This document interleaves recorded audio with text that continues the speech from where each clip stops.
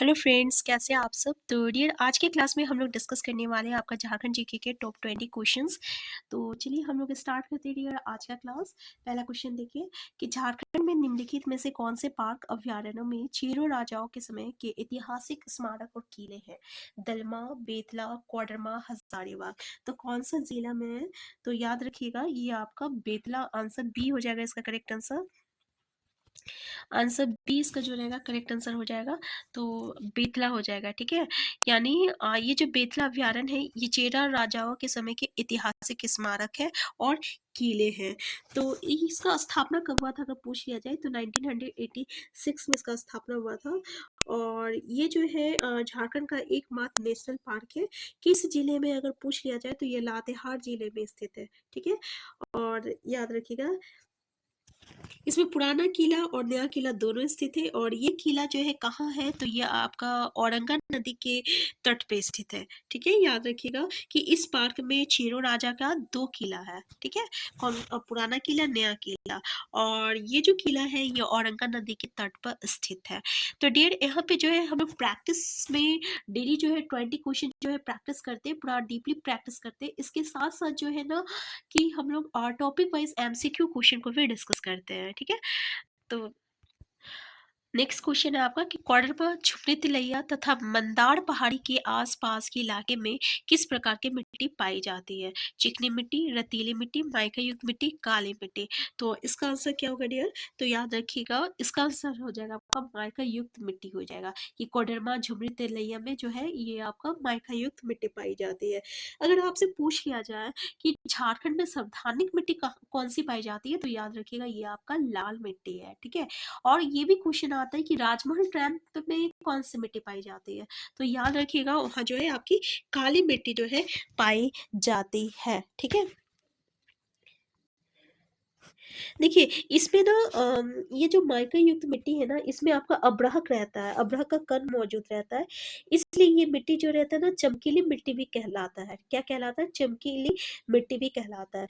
कोडरमा जिला के अलावा कोडरमा, झुमरी, तिलैया का अलावा ये जो है हजारीबाग और गिरिडीह में भी पाई जाती है।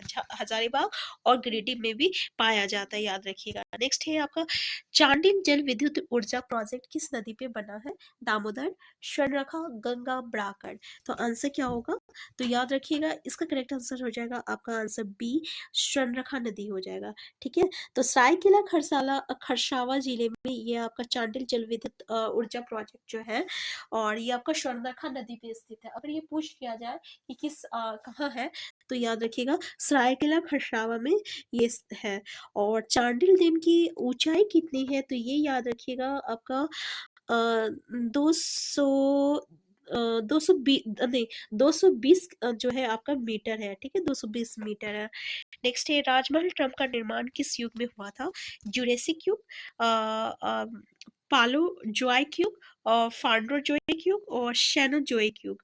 तो देखिए इसका निर्माण किस युग में हुआ था तो याद रखिएगा ये आपको जुरासिक युग में हुआ था। कब हुआ था? जुरासिक युग में हुआ था। जब ज्वालामुखी जब हुआ था उसी के कारण ज्वालामुखी जब फटा था उसी के कारण हुआ था। ये कहाँ है अगर पूछ लिया जाए तो याद रखिएगा ये झारखंड के छोटा नागपुर पठार के उत्तरी पूर्वी भाग में है। कहाँ है? झारखंड में छोटा नागपुर पठार के उत्तरी पूर्वी भाग में स्थित है। और यहाँ पे कैसी मिट्टी पाई जाती है? क्वेश्चन आता है ये कि कैसी मिट्टी पाई जाती है तो यहाँ पे काली मिट्टी पाई जाती है। नेक्स्ट है झारखंड की उत्तरी कोयल नदी कहाँ से शुरू होती है। रांची के पठार के मध्य से, छोटा नागपुर पठार, देवघर पठार या इनमें से कोई नहीं। आंसर क्या होगा? तो याद रखिएगा ये जो है आपका रांची की मट पठार के मध्य से जो है रांची के पठार के मध्य से जो है उत्तरी कोयल नदी जो है आपका शुरू होती है, ठीक है। उत्तरी कोयल नदी जो है होती है। अगर इसका जगह याद रखिएगा पिस्का रांची सुने होंगे, अगर आप रांची के हैं तो पिस्का रांची सुने होंगे, ठीक है। ये पिस्का रांची में है। और औरंगा एवं अमानत जो है ना देखिए इसकी सहायक नदी उत्तरी कोयल नदी का सहायक नदी पूछ लिया जाता है तो याद रखिएगा ये औरंगा और अमानत नदी, ठीक है। अमानत नदी जो है ये इसकी सहायक नदी है। और डाल्टनगंज मेदिनीनगर जो है ये आपका उत्तरी कोयल नदी के तट पे स्थित है। अगर पूछ लिया जाए ये डाल्टनगंज कौन सा शहर जो है इसके तट पे स्थित है, तो डाल्टनगंज जिसको मेदिनीनगर भी कहते हैं, ठीक है, ये आपका इसी तट पर स्थित है, उत्तरी कोयल नदी के तट पर। नेक्स्ट है आपका झारखंड के किस जिले में national institute of foundry force स्थित है? बोकारो, धनबाद, रांची, कोडरमा। तो कहाँ स्थित है? ये क्वेश्चन भी आपको हमेशा देखने को मिलता है, तो याद रखिएगा ये आपका जो है रांची में स्थित है, ठीक है। और एचईसी की जो प्रमुख इकाई जो है ना, ये आपका फाउंड्री फोर्स की स्थापना आपका किसके सहयोग से किया गया है, ये क्वेश्चन पूछा जाता है। तो ये आपका चेकोस्लोवाकिया के सहयोग से किया गया है। और इसको जो है एचईसी की स्थापना कब हुआ था, ये क्वेश्चन आता है, तो ये याद रखिएगा ये आपका 1958 में होता है आता है, ठीक है। और एचईसी का प्रमुख इकाई कौन सा है, तो यही आपका है फाउंड्री फोर्ज संयंत्र है, ठीक है। फाउंड्री फोर्ज जो है ये एचईसी का जो है आपका सबसे प्रमुख इकाई है। तो हम लोग इसमें क्या पढ़े कि ये national institute of foundry forge जो है ये तो आपका रांची में स्थित है, जो कि आपका एचईसी का एक प्रमुख इकाई है, और जो कि आपका चेकोस्लोवाकिया के सहयोग से जो है बना है। और इसकी स्थापना कब हुआ है, एचईसी का स्थापना कब हुआ है, तो 1958 में हुआ है। नेक्स्ट है आपका कि मसानजोड़ बांध, कनाडा बांध को ही हम लोग मसानजोड़ बांध कहते हैं। ये क्वेश्चन ये भी पूछा जाता है किसको कनाडा बांध कहते हैं, या मसानजोड़ बांध का दूसरा नाम क्या है, तो कनाडा बांध है। और ये कनाडा सरकार के सहयोग से बना है, इसलिए इसको कनाडा बांध कहते हैं। और ये किस पंचवर्षीय योजना के दौरान बनाया गया था, प्रथम, द्वितीय, तृतीय या चतुर्थ? तो याद रखिएगा ये जो है ना ये आपको प्रथम पंचवर्षीय योजना के दौरान जो है बनाया गया है। तो प्रथम यानी हो गया 1955 में। और ये मयूराक्षी नदी पे बनाया गया है, और उसमें विदेश मंत्री कर्नाटक के जो थे वो कौन थे अगर पूछ लिया जाए, तो ये आपका लेस्टर पियर्सन थे, लेस्टर पियर्सन थे, ठीक है, पियर्सन थे, याद रखिएगा लेस्टर पियर्सन थे। और तो वही जो है इस बांध का उद्घाटन किए थे। नेक्स्ट है आपका 1857 के विद्रोह की शुरुआत झारखंड में कब हुई थी? ये क्वेश्चन हमें बहुत अच्छा क्वेश्चन है 1857 के विद्रोह से रिलेटेड, ठीक है।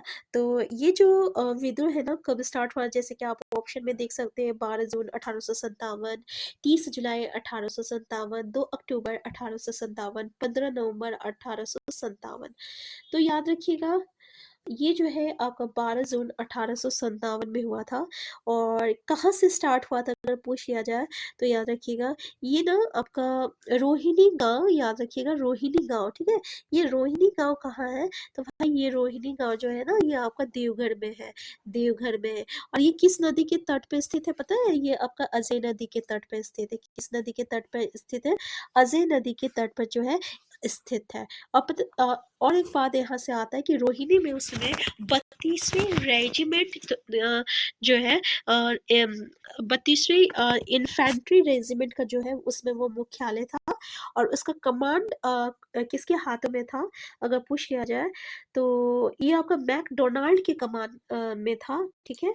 और यहाँ पे विद्रोह द्वारा जो है लेफ्टिनेंट नॉर्मन लेस्ली क्या था कि इन लोग बैठ के चाय पी रहे थे, तो इन लोग विद्रोही लोग क्या किए थे, आपका नॉर्मन लेस्ली का जो है हत्या कर दिए थे, और इसलिए ये विद्रोह जो है शुरुआत हुआ था। तो आंसर क्या है इसका, आंसर पहला हो जाएगा ऑन द स्पॉट जो है नॉर्मल लेस्ली का डेथ हो गया था।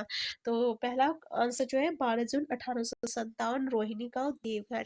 नेक्स्ट है निम्न में से कहाँ की क्रांतिकारी आंदोलन का गहरा प्रभाव झारखंड पर पड़ा, बंगाल का, मुंबई का, लखनऊ का, झांसी का? तो आंसर क्या होगा, इसका आंसर हो जाएगा आपका बंगाल हो जाएगा। आंसर ए जो है ये इसका करेक्ट आंसर है। नेक्स्ट है झारखंड के किस स्थान से प्रागैतिहासिक कालीन शैल चित्र का एवं प्राकृतिक गुफाएं मिली है, कुज्जू, पारसनाथ, सीता पहाड़ और भवनाथपुर? आंसर क्या होगा, इसका आंसर हो जाएगा आपका भवनाथपुर हो जाएगा, याद रखिएगा भवनाथपुर। कहाँ है ये भवनाथपुर अगर पूछ लिया जाए, तो ये गढ़वा जिले के भवनाथ भवनाथपुर से जो है आपको प्रागैतिहासिक काल के दुर्लभ शैल क्षेत्र और प्राकृतिक गुफाएं जो है मिला है। नेक्स्ट है आपका साफाहोर आंदोलन किस आदिवासी समुदाय से संबंधित है? मुंडा हो गया, हो गया, संथाल हो गया, खड़िया होगा। आंसर याद रखिएगा, साफाहोर आंदोलन जो है ना, ये आपका संथाल जनजाति से जो है संबंधित है। और साफाहोर आंदोलन की शुरुआत कब की गई थी? तो 1870 ईस्वी में की गई थी। किसके द्वारा हुआ था, किसके नेतृत्व में? तो लाल अब्राहम उफ, देखिए लाल अब्राहम, जिसको हम लोग लाल बाबा भी कहते हैं, इसके नेतृत्व में ये हुआ था। ये एक कैसा आंदोलन था अगर पूछ लिया जाए, तो ये एक सामाजिक सुधार आंदोलन था। कैसा आंदोलन था? तो सामाजिक सुधार आंदोलन था। ठीक है ना, तो याद रखिएगा। नेक्स्ट क्वेश्चन है आपका कि 1854 के छोटा नागपुर संयुक्त संघ का अध्यक्ष कौन था? सत्यदेव साहू, सुखदेव महतो, राम नारायण खड़को और एम एल अग्रवाल। आंसर क्या होगा डियर? तो याद रखिएगा सुखदेव महतो हो जाएगा इसका करेक्ट आंसर। ठीक है, कौन था? सुखदेव महतो। नेक्स्ट क्वेश्चन देखिए, भारतीय स्वतंत्रता का पहला युद्ध 1857 झारखंड में 30 जुलाई को एक स्थान पर शुरू हुआ जब संथालों ने ब्रिटिश कंपनी के खिलाफ विद्रोह किया, जेल तोड़ दी और कैदियों को मुक्त कर दिया। निम्न में से कौन सा स्थान संदर्भित किया जाता है? गुमला, जामताड़ा, हजारीबाग, दुमका। आंसर क्या होगा? इसका आंसर हो जाएगा आपका हजारीबाग हो जाएगा, याद रखिएगा। नेक्स्ट है, झारखंड के इतिहास के किस अभियान या आंदोलन में जर्मन बाबा के गीत गाकर उनके समर्थक उनका आह्वान करते थे? 1857 विद्रोह, संथाल आंदोलन, ताना भगत आंदोलन, भारत छोड़ो आंदोलन। आंसर क्या होगा? तो याद रखिएगा इसका आंसर हो जाएगा आपका ताना भगत आंदोलन हो जाएगा। आंसर सी जो रहेगा ये इसका करेक्ट आंसर होगा। नेक्स्ट क्वेश्चन है आपका कि झारखंड के रांची जिले में कौन सी जनजाति सबसे अधिक संख्या में पाई जाती है? गोंड, असुर, हो और मुंडा। तो इसका करेक्ट आंसर क्या हो जाएगा? तो याद रखिएगा मुंडा हो जाएगा। झारखंड की रांची जिले में जो है सबसे ज्यादा जो है मुंडा जनजाति जो है पाई जाती है। नेक्स्ट है आपका असुर साइट्स झारखंड में पाई जाने वाले राष्ट्रीय महत्व के स्मारकों स्थलों में से कौन से इलाके में स्थित नहीं है? सरायकेला, खुट्टी टोला, कंजूला और ईचागढ़। आंसर क्या होगा? इसका आंसर हो जाएगा आपका आंसर डी, ईचागढ़ हो जाएगा। नेक्स्ट है, कौन सा जनजातीय समुदाय द्रविड़ भाषा परिवार से संबंधित नहीं है? संथाल, उराव, शोरी पहाड़िया, माल पहाड़िया। तो देखिए यहाँ पे हम आपको बता दें कि आपका भाषा परिवार या जनजाति से जो है हमेशा क्वेश्चन देखने को मिलता है। तो बस यहाँ पे आपको थोड़ा सा याद रखने की जरूरत है कि झारखंड के जो अधिकतर मतलब जो भाषा है ना, ये दो में आपका जो विभाजित की जाती है। एक आता है एस्ट्रो एसिटिक आता है, प्रोटो एस्ट्रिक और आपका द्रविड़ भाषा में जो होता है विभाजित होता है।